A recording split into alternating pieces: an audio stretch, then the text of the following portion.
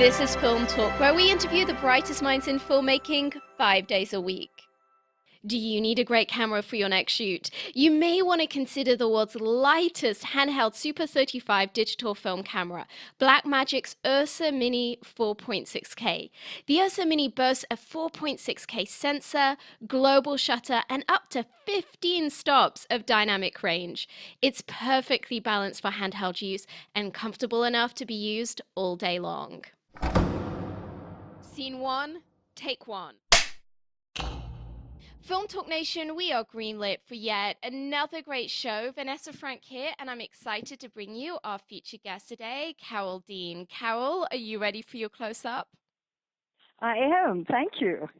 Carole Dean is the president of From the Heart Productions, a non-profit company that works with filmmakers as a fiscal sponsor and is now partnered with Indiegogo for crowdfunding. Through this platform, Carole awards 3 film grants a year valued at more than $100,000, with past grants totaling more than $2 million. Each year, Carole appraises and consults in over 1,000 films and trailers to help prepare them for funding. During her career, Carole has helped filmmakers raise over $10 million for their documentaries, features, and short films. She's also the author of The Art of Film Funding: Alternative Financing Concepts. Carole, it's an honor to have you on the show today. Thank you so much. It's a joy to be here. Filmmaking and filmmakers are in my blood. I love working with them. Well, Carole, I'm particularly excited to be doing this show today because I have to admit, I'm one of those filmmakers who knows next to nothing about financing. And it's definitely, for me, it's definitely a weak spot. And I think I'm in the position that a lot of filmmakers are in, that we are in this line of work because we're creatives and we just want to make our art. And we don't necessarily, though, I think someone like myself knows the general concepts behind film financing. When it really gets down to the nitty gritty, I find I normally have to get on the phone to someone. So I'm really, really excited to do this show because it's really the first of its kind that we will have done, and my hope is that this is gonna illuminate the path for some filmmakers listening to this that might feel like they're a little bit stuck in this area. But before we get into kind of all of this good stuff on financing and your insight into that whole world, I'd just love to start out by finding out how you first got into the industry, because obviously you hold a pretty unique role as someone who is the mediator for a lot of projects from a financial standpoint. And I know that that's not an obvious kind of, there's not an obvious route to getting into that position in the industry. So for those who are maybe interested in getting into that line of work themselves, I'd just love to know a little bit more about how you got into doing what you do today. Well, it was all fortuitous. The wonderful thing about getting older is you get to look back and say, "Oh, now I know why that happened in my life." Right? Yes. So I was on the set with my frugal Irish husband back in the 70s, and he was a cinematographer, and they kept reloading the film. They would take off with these big magazines, and I'd say, "What are they doing?" And he said, "Well, there isn't enough film in the camera for the next scene, so we're going to leave those pieces of film in the dark room and put another 1,000-foot roll on." And I said, "Well, then what do you do with all those little short ends?" And he said, "Nothing. Nobody wants film that has never been used before if the can has been opened." I said, "I can't believe that." So anyway, I said, "Look, I think there's a little business here because of all the independent filmmakers were in the Yes. 70s, and it's exploding." And he said, "Never. Nobody would buy anything that doesn't come direct from Kodak, but take $20 and see what you can do." So I rented a typewriter, typed 250 letters by hand, photographed all the production and the animators in Hollywood, and out of my 250 letters, I got one man who bought some short ends, and I was Wow. thrilled. But I didn't. Did you I make didn't your own 20 any short ends. Did you make your $20 back? Yes, what I did was I made a sale, I didn't have the raw stock, but I had the courage. Now, this is number one for filmmakers in financing or in anything. You have to have the courage to believe you can do what you're doing. I then I got dressed, high heels, short skirt, ran over to Columbia Studios at the time, talked to the head of the camera department and convinced him. We chatted about the industry for 20, 30 minutes. And then I asked him if I could buy some short ends. And he said, "Oh, of course, we got a vault full." Well, I said, "Okay, I'm going to start with 3,000 feet." And he Wow. started laughing. So I laughed with him. And I said, because I was only offering him 3 cents a foot. So this is a $90 check, and I've already taken up an hour of his time. Yeah. So I said, "Look, just do this one favor, and I'll be back and I will buy every foot of film you have." And he said, "Okay, Carole." So he did it, and I did it. I bought everything in the vault, but I had to get that first customer and Yes. believe my idea had some value, and then I was Yes. off and running. I had a little business. Absolutely. Wow. So I drove my sales up to 10, almost 10 million, and sold it. But that was over Whoa. 33 years in Hollywood running a business. So because I was always having to deal with money and finances and starting without a lot of income, uh, I learned so much about money and handling money that's what I bring to the table when I work with my filmmakers, because they need that balance. Yes. Absolutely. And so tell us a little bit. I mean, obviously in the introduction, I was able to share a little of what you're doing these days. But I'd love to know how that came around, because it's quite a big step to go from um, having your own business to suddenly becoming a mediator for filmmakers. So how did you make that step? Well, in running my business, I remember I'm selling raw stock, and then videotape comes on the scene, and we expand in that area. So I was probably the most pitched person in Hollywood, because when it was the film industry, you had to have the film, and that was the most expensive thing. Yeah, it was. You, yeah, because you could get the cameras, you could rent those, and then put it in for processing, and so you pay it off when you can. But the film started the film, the raw stock. Mm, So yeah.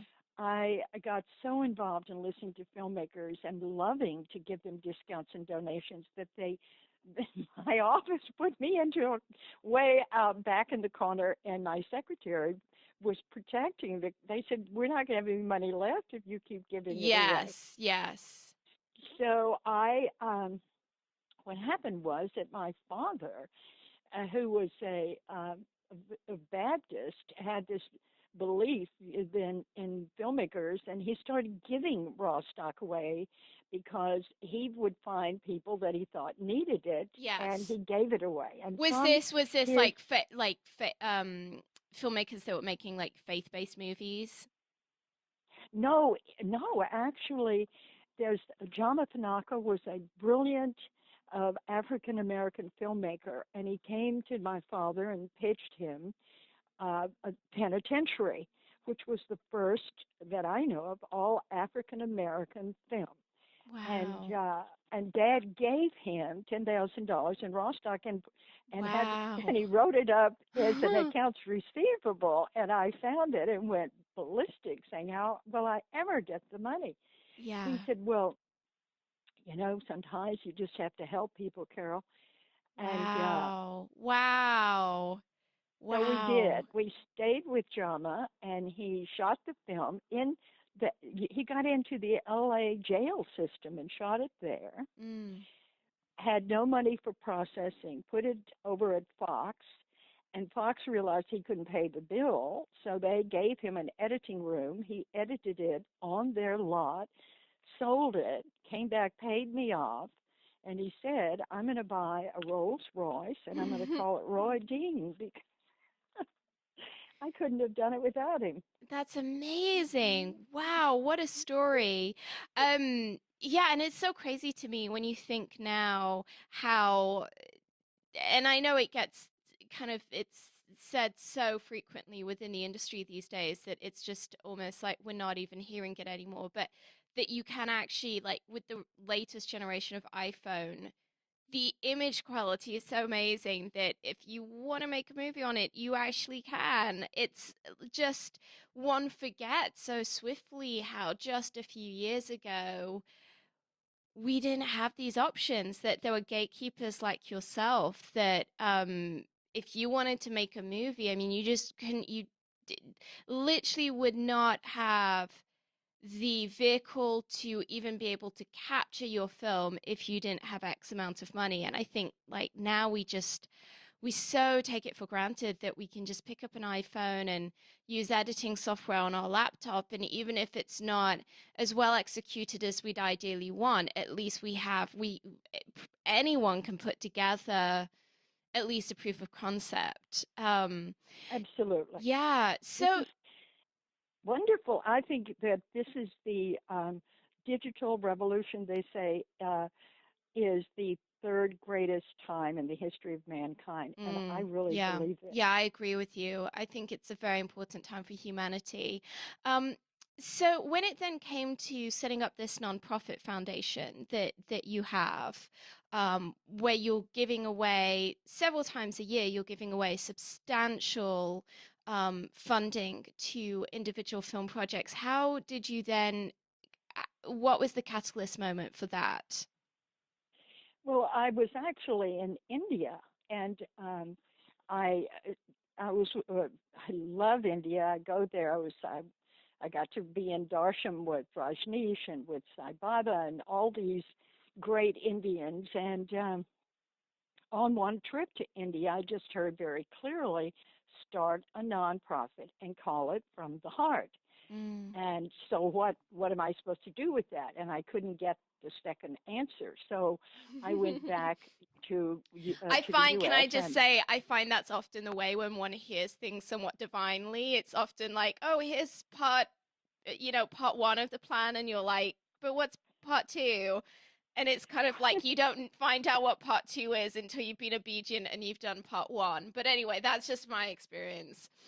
exactly. So you had to do it on faith. So I Yes. came back. I set up the From the Heart Productions nonprofit in 1993, and everyone said, "Well, what are we doing?" Because I'm a big goal setter, planner, and I don't know yet. Is what I would say.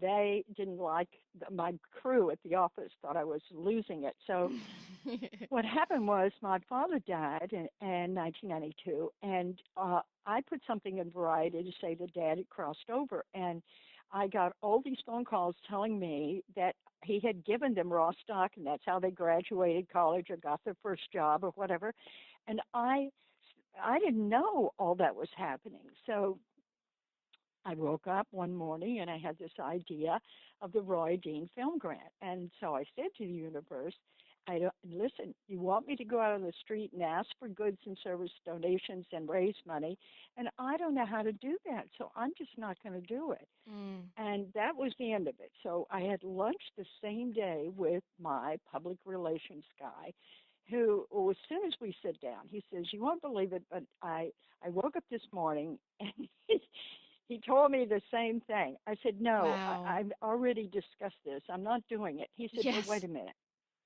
Wait a minute." He said, "You know people are always asking you for money. Who has asked you recently? What have you got on your desk?" And I said, "Well, I have this young man who wants $3,500. Now, this is 1992, Yeah. $3,500 in raw stock to shoot the Hopi Indians about the demise of their language. And he will get all of the costumes uh, and all of their spiritual things. Mm. And because he can live there for 3 months." He said, "Give it to him." What? I Wow. said, "All that money?" "Yes. That will be your first grant. And Wow. we'll have a year and we will figure it out." And we did. Wow. Wow. That is amazing. And I'm just imagining the generations of filmmakers that just would not be in the position that they're in if they hadn't have had someone say to them, being that there wasn't an iPhone back there that they could just shoot on, hey, here's the stock that you need. Um, So, Cal, today I'd just love for you to explain for audience what today your foundation is doing and how they can get engaged with it if maybe they're a nascent filmmaker who needs a little bit of help with getting that first piece of funding. Well, we actually have two divisions here from the heart. One is the grant, and the other is the fiscal sponsorship. So, in the fiscal sponsorship, that's where we uh, give you a free consultation. I do. I want to know everything that you've done, where you are in production, and then we talk about your fundraising and how you can, where you really need to go for funding. Uh, and what I do, first of all, I have the book that I wrote, but actually, to keep current after the book was published, I started a blog talk radio show to interview people in our industry because things are changing so fast that you Yes. have to be up to date. Mm. Um, so I am really teaching and promoting self distribution through cinema on demand and crowdfunding and many things that are fundraising, but I have unique ways that I work with people, and so I teach a class called intentional filmmaking because Mm. I believe that your mind is your greatest asset in Yes. funding your film. Okay, Absolutely. because if somebody had asked me when I started my $20 business if I had a business plan and if I had enough cash to exist for a year and told me that if I didn't have those things I couldn't survive, I might have believed them. Yes. Yes. So I don't think you take in what other people say. And when somebody tells you that they had a real hard time raising money for their film, you can't take that in. That is not your experience. It is theirs. Yes. Oh, that's So so you true. That's so profound. Like, that is, I've had so many times in my own career where I've had to do that and just be like, you know what? I don't receive, especially when you have friends whose movies fail, where you just kind of have to be like, I don't receive that. Like, that's their experience and that's valid. But that doesn't mean by osmosis that that's what's going to happen to me, or indeed that that's what happens on every project, because if it was, then there wouldn't be a viable commercial industry worth billions of dollars. exactly. Well said. You're right. And it starts with your own self confidence. So I really work on that with people. Um, I do think that we can create our future. I love the Mm, book The Field by Lynn McTaggart, where she introduces you to a lot of physicists, and they're all coming back with the same thing that the future is not set. It's like jello. You can make it set yeah. when you visualize and put your intention on where you want to go. Mm, mm. So, Carol, in terms of the fiscal sponsorship that you do, this incredible consultancy where you're consulting on like 1,000 projects a year, which just blows my mind. I just can't even conceive of what that actually looks like in practice. Um, I would just love to know what the things are that you look for as a sign of a project that has potential, or that you direct filmmakers towards changing within their proposal so that it shows potential. What are those? What are those kind of? Do you have like a list of a few things that you point to as these are the things that you need to have in your project if you want it to be commercially viable for funding? Yes, actually, I do. I have a list of things. And one of the most important things is what is their commitment, a level of 1 to 10. What do you feel is their level of commitment? And I look for nines and tens. So I want to read a proposal starting out that makes me feel like they're making the film with or without me. Yes. All right. And it's not saying if you don't fund me, I'll never get this film made, because that's not the way to go for money. You have to say, I'm on a train. I know where I'm going. And if you want to join me, get on. If you don't, never mind. I'm going anyway. I'll Yes. finish it. Yeah. So I look for commitment and I look for clarity of purpose. What are your goals? What is it you want to achieve? And how are you going about it? And I like it when people give me a list of places that they are looking for money. Even, they can say, I've applied to your grant and I am applying to Ford, Catapult, etc. Right? Yes. But I want to know that you know where the money is and that you are actively going after it. Mm. So that's another big issue for me. And I love it when in my book, I have a chapter devoted to a proposal for documentaries, and then there's a chapter for a business plan for features. And I like it when you are submitting with in those formats because I want to see a pitch package in reality. Whatever you would give to a potential funder, I want you to present that to me. And that should be complete. In other words, if it's a doc, I want you to put the history in one section, the theme, uh, the purpose, and most importantly, I want to know who you are and why you're making the film. Because back in 2004, when I wrote this first book on film funding, I said, people give money to people, not to films. Yes. Yes. Yes. Amen. Right. So it's you. And who are you and why are you making this film? This is overlooked half the time. And Yeah. that's because filmmakers get so beat up that they forget why they went in the alligator pit in the first place is Mm. to make a film and raise the money. And so they have to be full of confidence and they have to toot their own horn and tell me everything you've done, any award you won, even if it was in high school. Just tell me about you. Yeah. That's so good. It's interesting. I had an experience a few months back where I met someone who represents a significant film fund, and I was not even meeting with him to discuss film finance. It was really just actually to do with a different project and just kind of having coffee together. And he made me, a funding offer that was really generous, kind of, matching funds up to $20 million, and said to me, "Listen, because I was saying to him, well, you've not really seen anything, from me in terms of a pitch or anything of the sort." And he said to me, "Well, the thing is, I have plenty of money when it comes to the funding. I have plenty of money." But what is very hard for me to find is filmmakers that I believe in.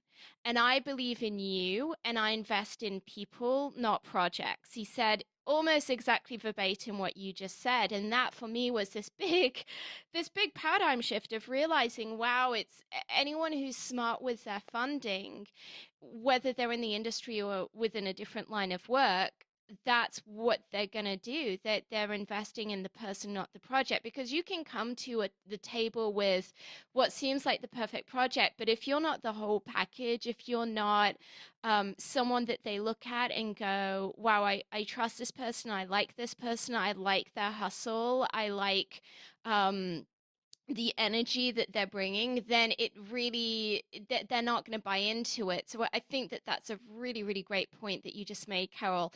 In terms of the pitch package, I would just love to know, even just selfishly for my own purposes, what you have found to be um, what are the most compelling types of pitches that you see? Like, what are the things that when you look at a pitch really make you want to meet with that filmmaker?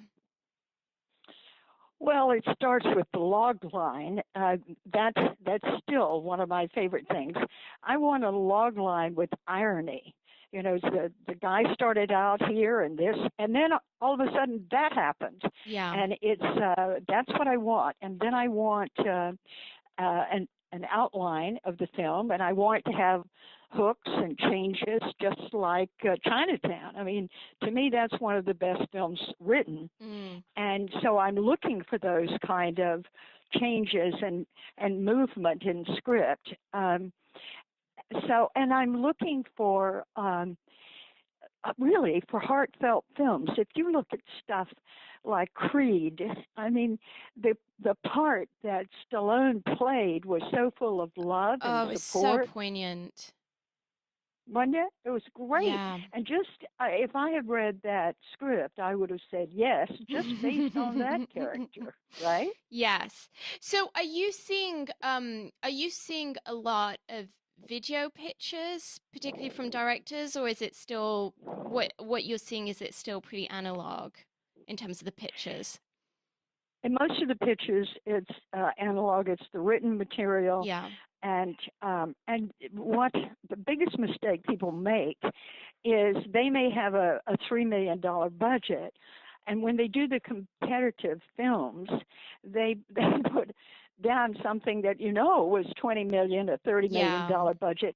They're not in the same category, so that scares me and makes me think that they don't know what they're doing. Yeah. Um, so it's getting some films that are similar, even if you just have to use fewer, and Mm. making the money realistic.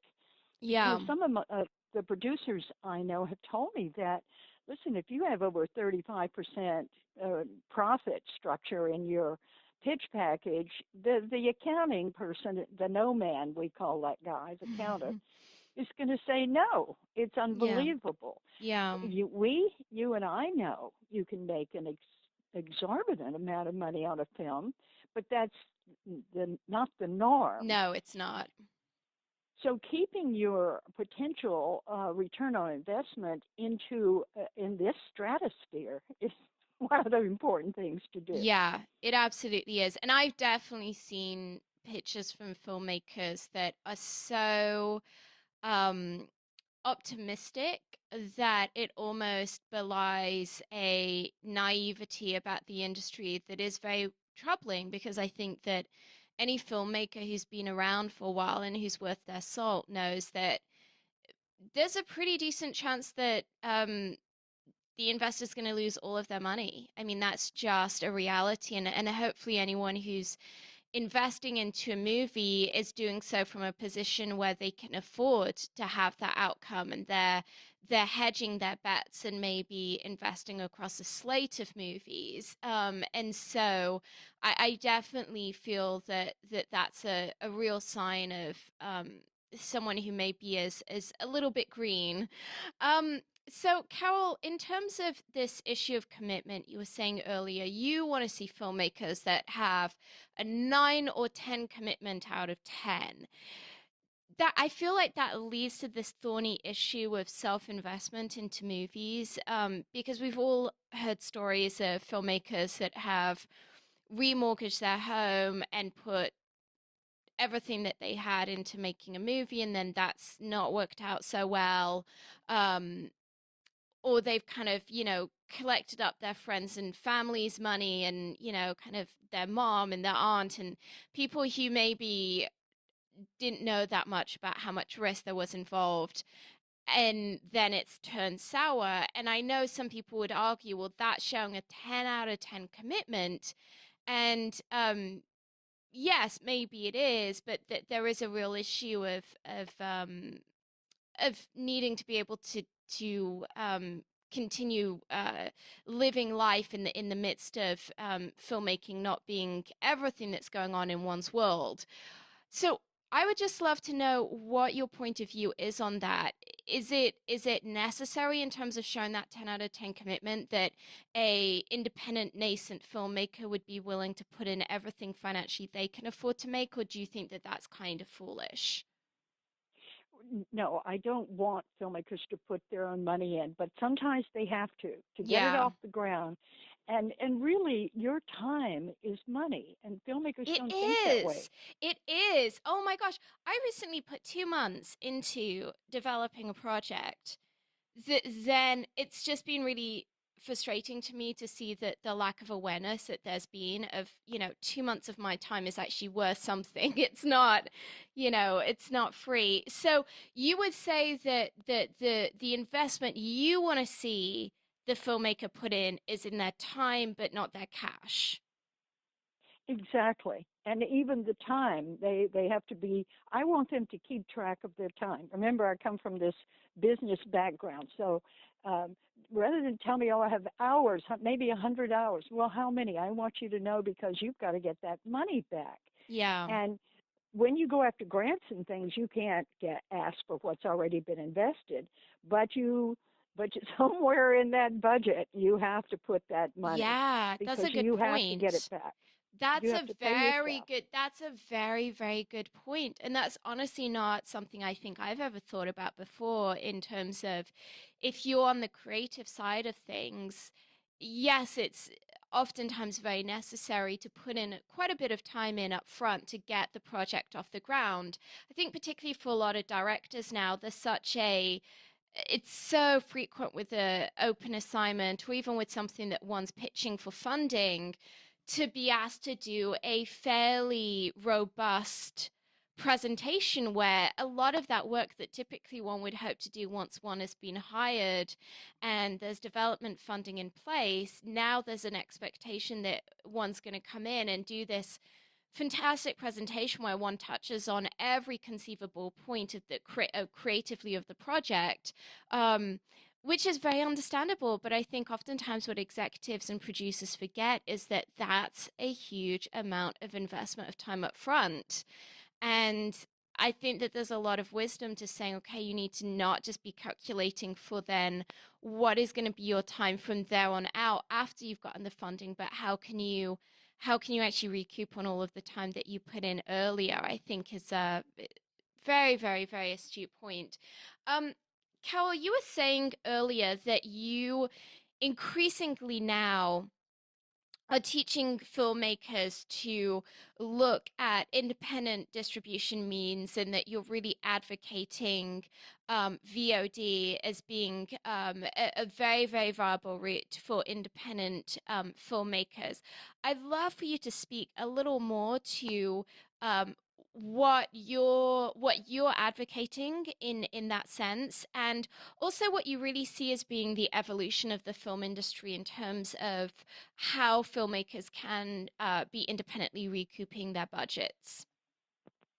Well, all right. I'm really big on the concept of hybrid distribution, and where self-distribution 10 years ago was, well, I couldn't find a distributor, and so, but no, now self-distribution should be said with your head held high and shoulders back, Yeah. because you're smart. You know what's Yes. going on, Yes. right? So you have to look at it from that perspective. And here are some things that I have found that I love. There's a company called VHX.TV. Yes. Now, Can I just say, I was just yeah, speaking about them the other day. I self-distributed a movie that ended up, we now have had the movie viewed in 53 nations. We sold towards 20,000 units off of a single website, with very, very little marketing spend. And for us, a huge part of that was indeed VHX. And for any filmmaker who is looking to do a really robust independent release, I would recommend hands down VHX because um, they have a plethora of tools available on their site to where just about anything you can imagine providing to your audience, you can do so with a push of a button. Even, I mean, like this movie has, I think we subtitled it into 19 foreign languages. And so, as part of our package, we very, very easily, there's all that technology there to provide it in those 19 foreign languages to our audience. And furthermore, all of the customer service is dealt with by VHX, which I cannot heartily enough recommend, because for us, on the physical side of what we're doing, we've been personally handling a lot at the customer. Something that filmmakers often don't think about is if you are independently distributing, it means that there's not a third party handling all of the customer service issues that can and indeed do come up. And having a platform like VHX that will beautifully and wonderfully handle any and every customer service issue that there possibly could be, that in its own right is worth, the very, very, very, very minimal commission that they take. So anyway, sorry to get kind of passionate about that, but I think everybody needs to, you need to Google VHX, you need to go to their website, you need to find out what they do because they are extraordinary. So anyway, I'm yes, you so were glad. saying, so VHX. Yes, I really, and here's what I like there, and this is what I tell my filmmakers early on when they're shooting, that you can charge the $6.99 or you get the $7 for a download, but Yeah. if you have additional material, you can go to 19.95 Yes. or 49.95. Yes, So yes. I I told document, yeah, we're totally an example of that. So we have a package where it's not just the movie, but amazingly through VHX, we're able to provide a Kindle, like an ebook version of we have a tie-in book that goes with the movie. So they even have the technology to where if you have like written materials like an ebook, they can provide that in formats that will play on any e-reader on the face of the planet. And we also included, we have like an hour-long BTS and like music videos and things like that, which enabled us to bump up our price to $19. Whereas otherwise, as you rightly say, it would have been like $7 for the movie. Well, now because it's not just a movie, it's a book, it's BTS materials, it's music videos, it's 19 foreign languages, it's all of that stuff that VHX allows you to package. We're making, several times, several multiples of what we would have been able to charge otherwise. and you get the money. There's nobody Yes. between you. Yes, yes. So when you sell, I mean, VHX does take a very, very small commission.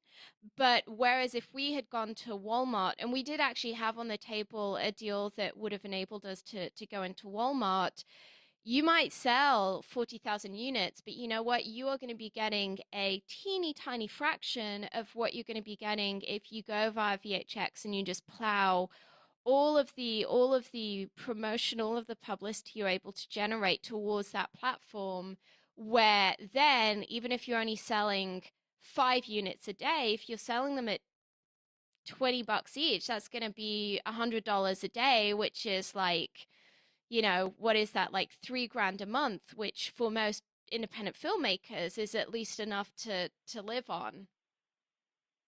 Right, but they have your audience. They know who bought it. Amazon Yes. has your list. You don't want that. You want your list. This is the Yes. thing. You know who bought your material. Yes.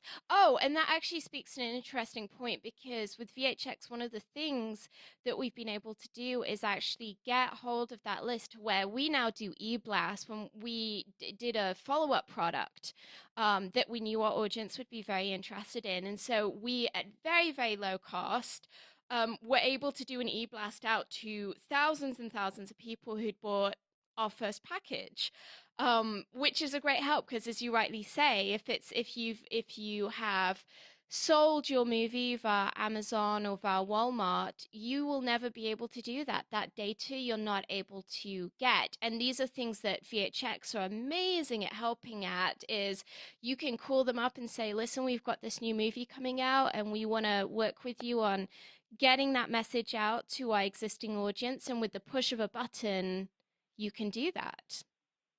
It's fabulous. This Mm, is, but you in control, and that's the way it should be. And the internet is allowing us to do that now. yes, absolutely. Well, are you familiar with Tug? Yes, I'm a little familiar with them. I'd love for you to share with our audience what Tug does. Well, there's a gentleman named Nick Gonda who runs it. It's out of Texas. It's a wonderful company. And I will say there's a second firm I like too called Gather, Gathr. TV, and Tug is TUGG.com. Now, both of these are the new thing called cinema on demand. I Yes. just talked to Nick recently, and what he's doing is phenomenal. I'll just give you an example of one film that he had. He had a documentary, and it was about swimming. But this could be for a feature film. So the idea is that the filmmaker contacted swim coaches across America and said, hey, I have a great film for you to see. And if you'll fill the theater for me, I will let you raise money for your favorite charity, or perhaps you need a new whatever in your swimming team, and you Mm. can raise money for that. Wow. But and so it worked. So I Wow. had 100 screenings across America, and the secret with Tug and Gather both is that you don't green light. You're in charge again. You green light a film only when you are at a break even, and you say, okay, I'm at break even, so I'm going to say green light it and screen it in 7 days. Now Mm. you go back to everyone who has bought a ticket, who's online, saying I will come, and say the only way we're going to make any money to help our film is if you bring a friend, and they Yeah. do. Yeah. Wow. That's so smart. But he's also working on an educational division that he is using filmmakers to tell him how to build it.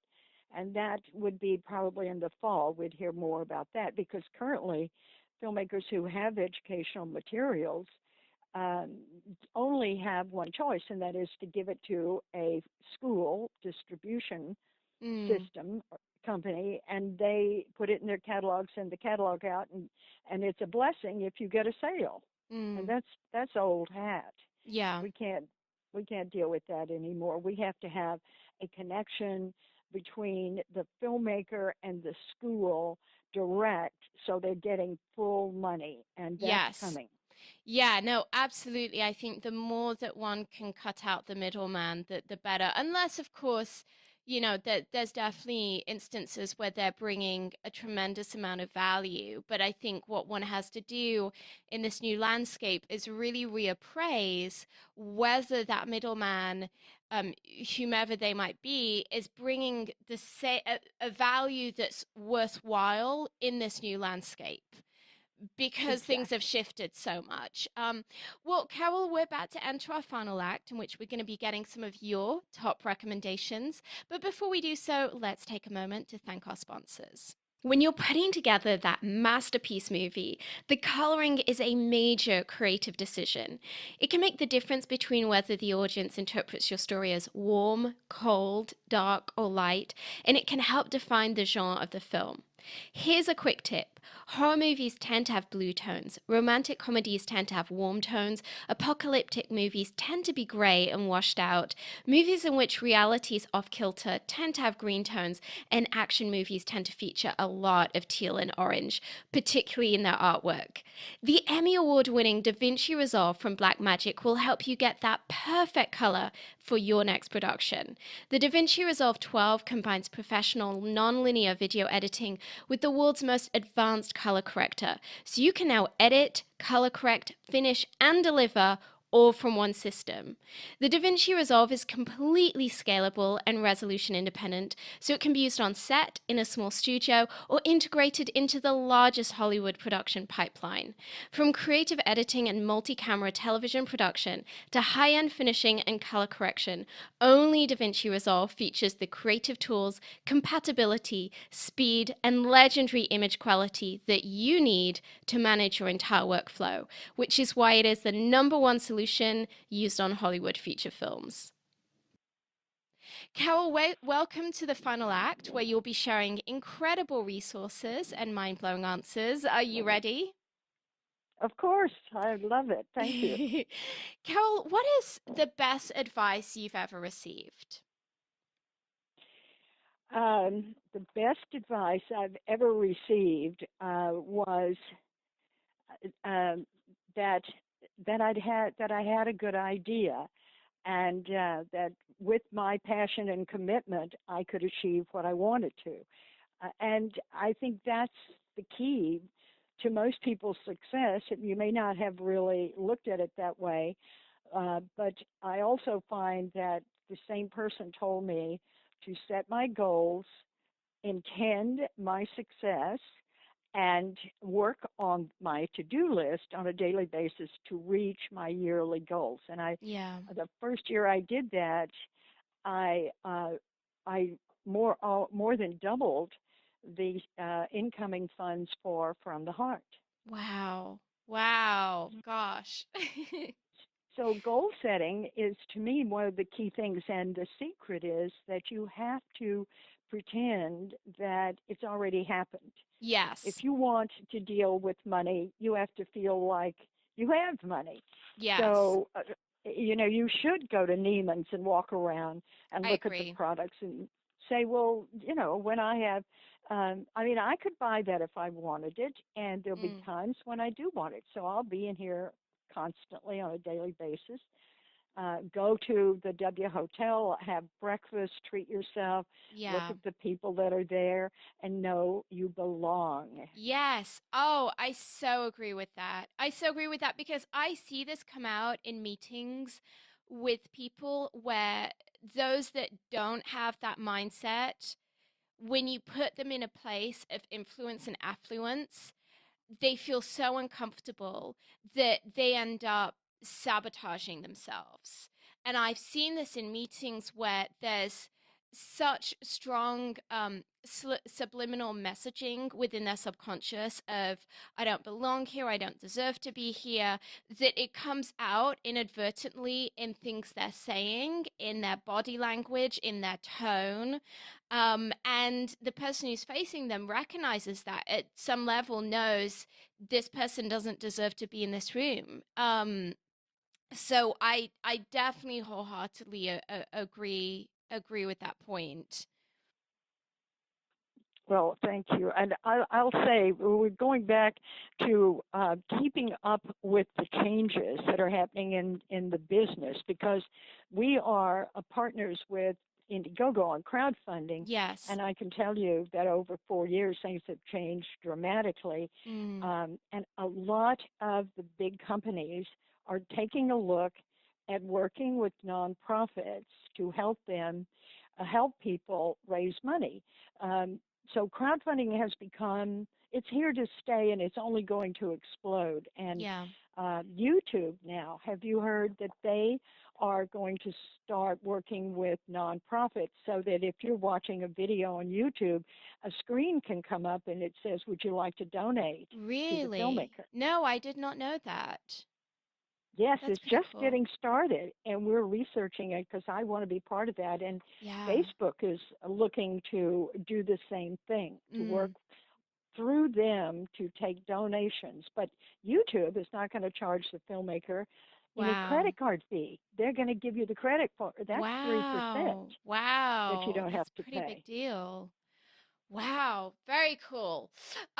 Well, Carol, if you had, I love to ask my guests if they had a movie to stake their career on, what kind of movie would it be and what talent they'd want attached? But obviously, you're in a bit of a unique position, which is that you tend to be more so the mediator for projects. So I want to slightly adapt this question to ask what you would recommend to filmmakers if they had a movie that they were staking their career on.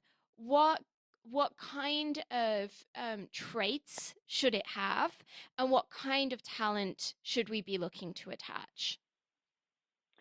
Okay, let's start with the crew first. That's where it really starts. Yeah. You have to have a crew that sees your vision, who in a meeting um, is is avid about the film, sees the film, understands the writer director's vision, and wants to collaborate. Because a good working crew will bring you miracles.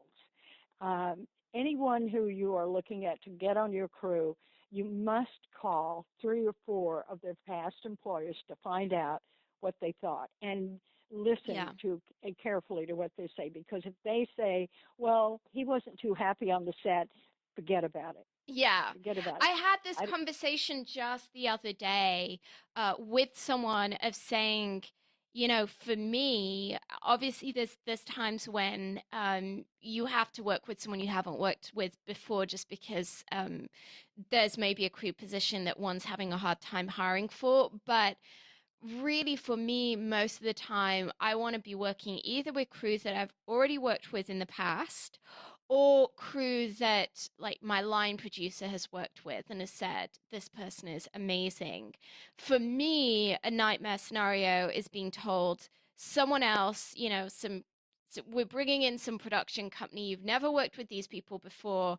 You're not getting to pick the DP. You're not, none of that, and you're being brought in as the director, not knowing if you are going to mesh interpersonally with these people, creatively with these people. You don't know what liabilities there are in terms of people who have bad attitudes or that are gossips or that are negative. And I really was saying to this person, listen, it's just, I feel that it's absolutely fundamental that the director would really get to be a major voice in who is being hired on a production. right, right. Totally agree with you. It's your crew, and then it's everyone you bring in the film. They all have to be part of the vision, Yes. and that's what makes a good film. Yes. It's magic. When it's working, it's magic. Yeah, I But was. you have the right to choose, and you should control all of that. And if you made a mistake and somebody's on there, and the first day or two you think, no, that's not the right person, believe it. Yeah. Fire them. Yes, yes, no, absolutely. I really feel that the most successful movies have a family dynamic to them in the sense of a healthy biological family has the same ethos, the same vision, the same culture. And I think that it's a real mistake to hire people purely on the basis of the caliber of their work or their past accomplishments. I think that a very, very crucial criteria that there needs to be is this someone that if I'm stuck in an airport with them for 4 hours, I'm going to be able to get on with? Do they feel like family? Do they feel like they fit into the culture of everyone else that we've had on this project? And that's not necessarily a commentary on are they a good or a bad person. It's just a question of point of view because there's many, many, many different cultural subsets in the world, and we aren't all going to fit into all of those cultures. So I think having that hiring ethos of really asking yourself the question of do they just interpersonally mesh with everyone else is really something that oftentimes people overlook. Absolutely. Absolutely true. But I want to go back because when you asked me what's the best advice you've ever received, Mm-hmm. I've got to tell you that one more thing, and that that goes back to a film called The Mission, where Robert De Niro played a hard as nails slave trader who killed his brother, and so to expose his sins for everyone to see, he gathered pieces of iron from old shields and swords and wrapped all this stuff in a fish net, and he tied it to his belt, and he dragged this around every day in the movie. And so one day he's climbing up this steep cliff with this stuff attached, and the priest cut it off. And Yeah. he cried, and he went back and he reattached it. And this is what I tell filmmakers: you have to let your stuff go. Yeah. Don't drag it with you. Every day is a new day. So you got five no's yesterday. So what? Yes. It, it's mathematical. You 10 no's and you'll get a yes. So Yes. you start every day with a new feeling of excitement and energy. Absolutely. I fully agree with that. Um, Carol, I love to ask my guests to recommend a book that's been really instrumental in their film career. And you have written this powerful text the art of film funding, alternative financing concepts. I would love it if you could share with us a little bit about that book and what filmmakers can derive out of it.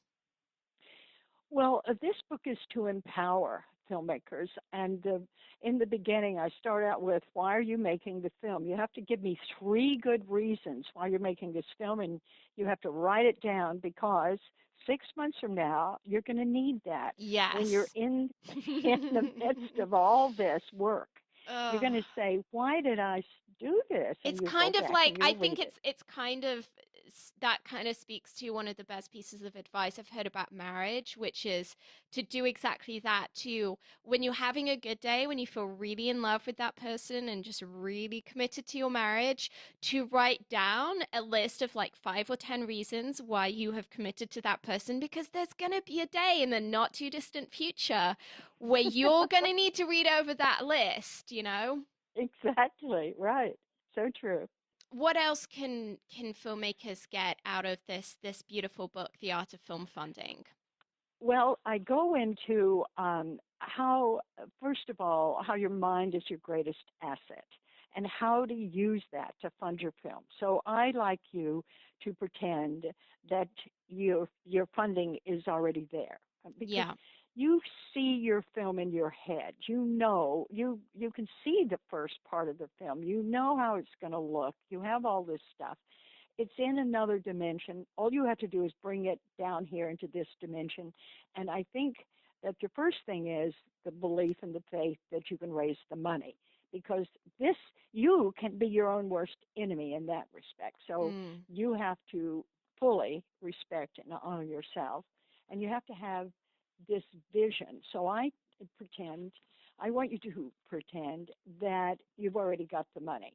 Yeah. So I recommend that you go to a place like Raleigh Studios, sit in there in the Chaplin Theater or some theater that you really love that's magnificent, and then so at night when you're going to sleep, you see Mm. yourself in the control seat at the theater, at the studio, and you are uh, talking to the projectionist and you say, roll the film. The Yes. place is packed. They're standing in the aisles. The curtains are drawn. The lights go down. The screen comes up, and you see your movie. Yes. And then fast forward, and it's a standing applause, and everyone says, "What a fantastic film! Mm. Congratulations!" That's what you have to envision on a daily basis. Yeah. Your Yeah. success. Yeah.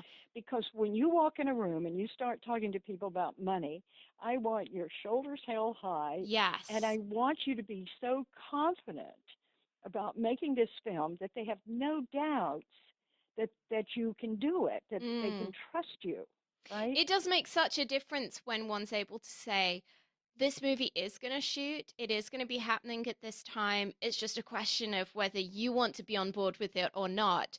And to be able to say that from a place of genuine conviction, as opposed to seeming like you're begging the person or what have you, because it's the irony of the situation is that in this world, typically the people who don't need help are the ones who get it, and the ones who desperately need help and who are projecting that are the ones that everyone wants to take a step back from. And so the more you can seem like, hey, this train is moving and it's your decision whether you're going to jump on board with it or not, just completely flips the script on what is going on in that conversation with a potential funder. Right. And I like it when a filmmaker, creates their mission as a filmmaker. And why? Because when you start pitching me, I'm looking at you. I'm looking at the clothes you're wearing, the shoes you're wearing, how you hold your body, and who you are, and what you're saying. All of this is going on. So I'm really not hearing a lot about your film. I'm trying to suss you out Yeah. to see if you're really a good Are you the real investment. deal? Yeah. Right. And so are you going to stay the course? And there's a lot of things going through my mind, but what I say to people is, why are you making this film? And the perfect answer is, my mission is to empower and enlighten through entertaining films. and this film fits my mission. Mm. And don't say anything more. And you create a mission statement that really works for you individually. But the key Mm. is, it's one of those things where you have an answer and you're using buzzwords that rich people like. They like mission, vision, values. So you say, this film fits my mission. Mm. Okay. And then usually I take a deep breath because I'm more relaxed, and you'll see people you talk to sort of, okay, they sort of relax and say, okay, now tell me that, pitch me again, because they weren't Yeah. listening. Yeah. And then now you've crossed over the first barrier, which is, can I trust this person? Who are they? And Mm. you've got a mission. And in your pitch, use the words, my vision is. Mm. And at all times, we will maintain our values of integrity, honesty, etc. Get those three things into your pitch, and you have just raised the level of vibration a Yeah. 1,000%. Yeah.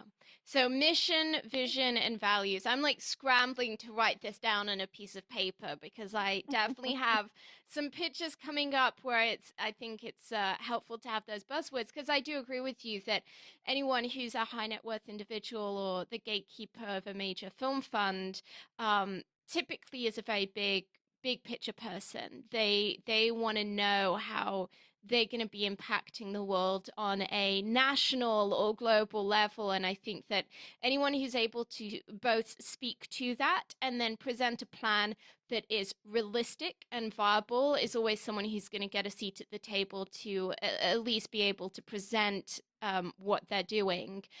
So that book is The Art of Film Funding, Alternative Financing Concepts. We will definitely be including a link to that in today's show notes for everyone who is interested in digging further into this whole subject.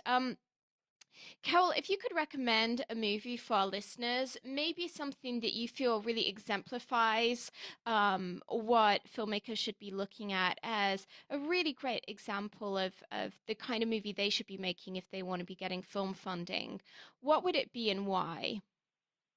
Well, I would say that you look at a lot of what um, the one or two location films.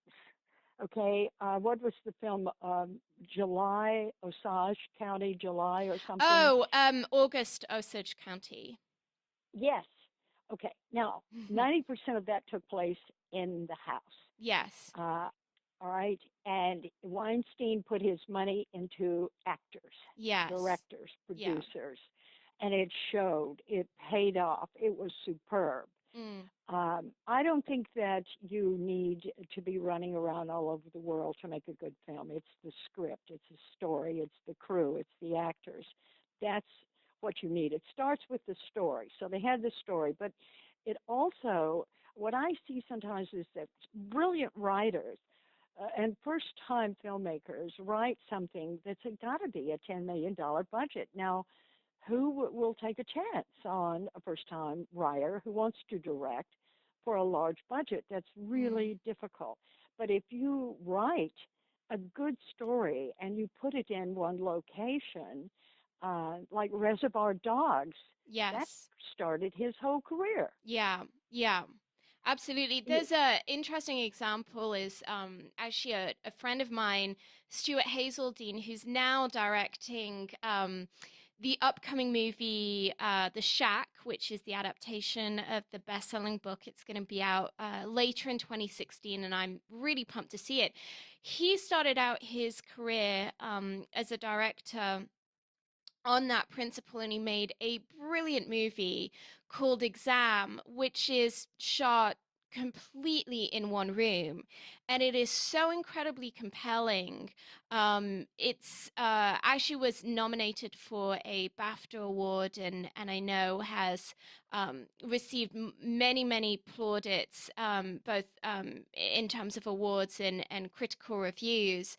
And I thought that was a brilliant example of a filmmaker who was needing to write to a certain budget. He had an incredible background in as a writer within Hollywood, and so he used his craft, he used his skill to beautifully put together a movie that would work within that context, and it really does hold the audience's attention the whole time. There was also a many years ago there was a very independent movie made. I think it was a British movie, possibly, or maybe it was American, I'm unsure. But anyway, called Cube, which again was this sci-fi premise of a guy who wakes up in a cube and has to make his way out of this cube, and it's kind of, every time he climbs out of a cube he's climbing into yet another one, and he meets other people on the way.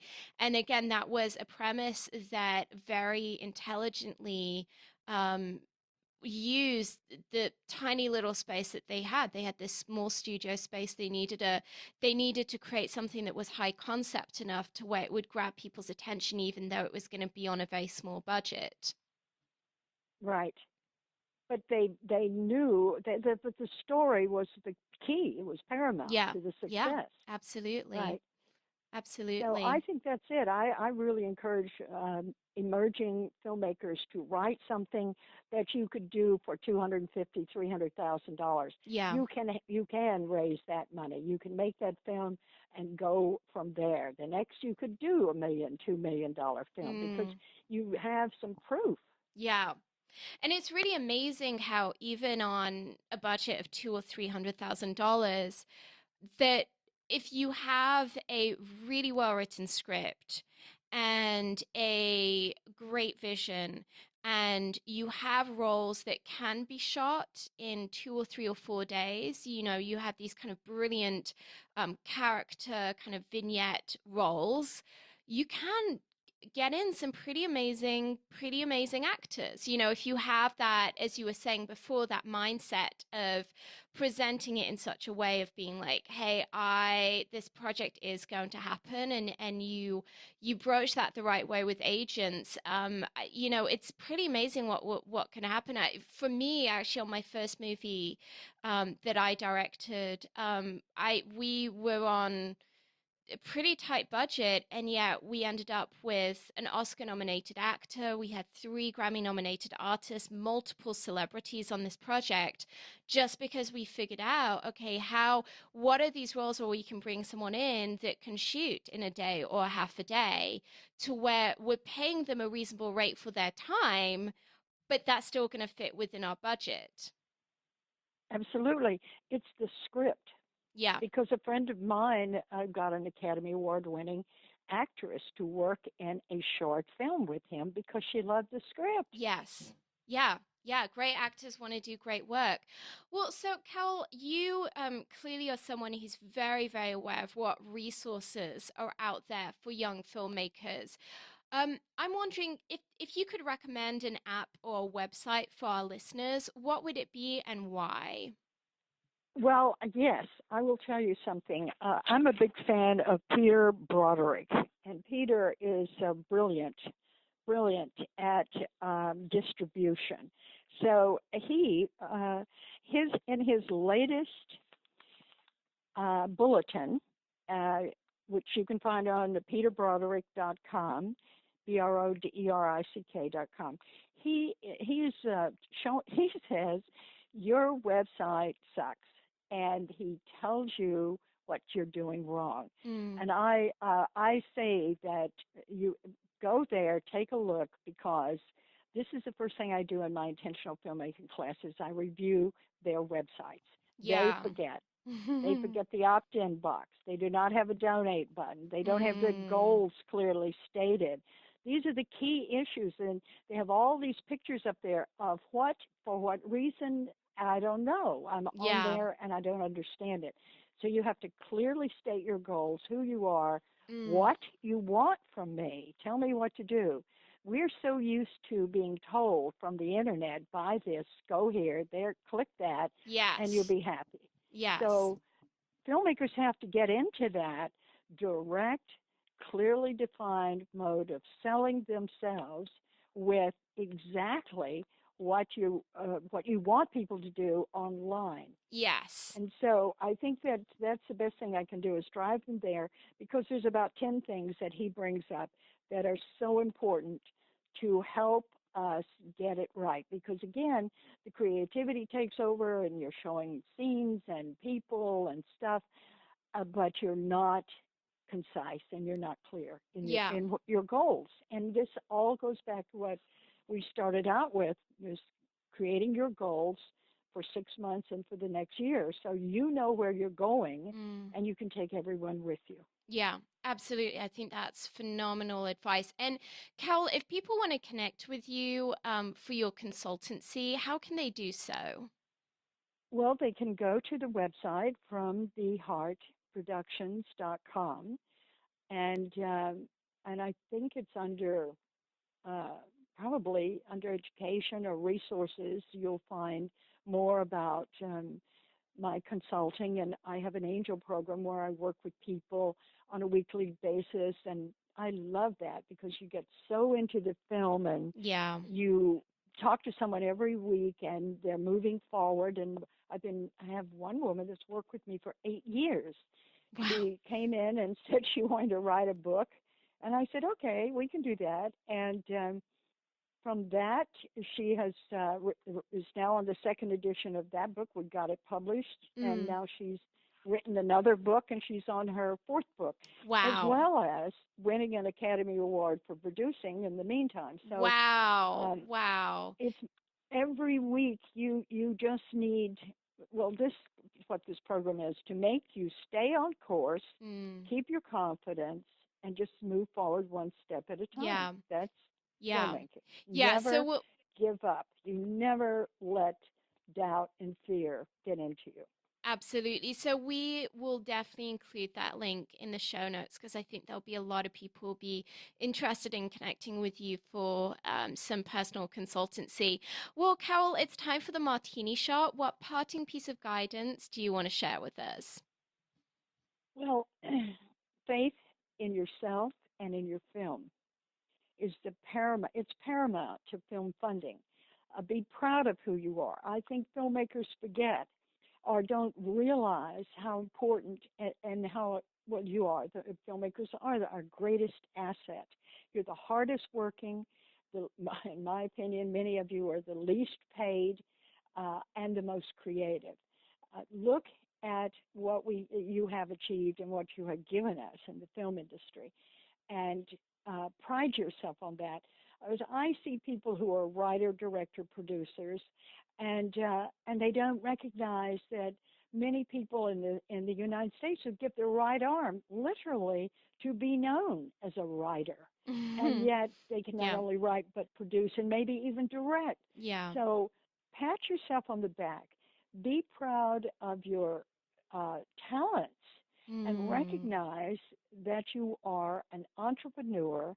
You are in this business because you are a creative and you love what you're doing, and manifest your future. Bring things to you. Be open to receive. When you create your goals and you say, this is what I want to achieve over the next 6 months, expect something to happen. Watch for people you meet, and you may Mm. be pitching a film and they say, well, I'm not interested, but I have a friend who might be. Go to that friend. Follow Mm. every lead. Call back everyone who calls you. I don't care who they are.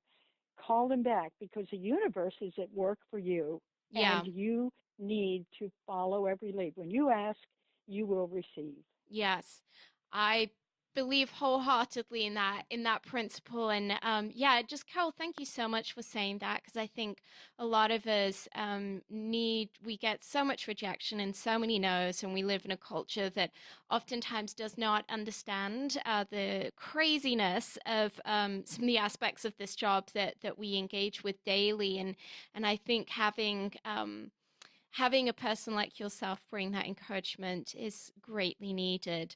Well, that's a wrap. Film Talk Nation, in this industry, you're only as good as the people you know. And today you've been hanging out with Carole Dean and myself. If you want to go the extra mile, head over to filmtalkpodcast.com and type Carole Dean into the search bar. The show notes from today's show will appear along with everything we discussed, like Carole's recommended book and movie. Carole, we appreciate you sharing your priceless insight with us today. Film Talk Nation thanks you, and we'll see you on the red carpet. Thank you so much.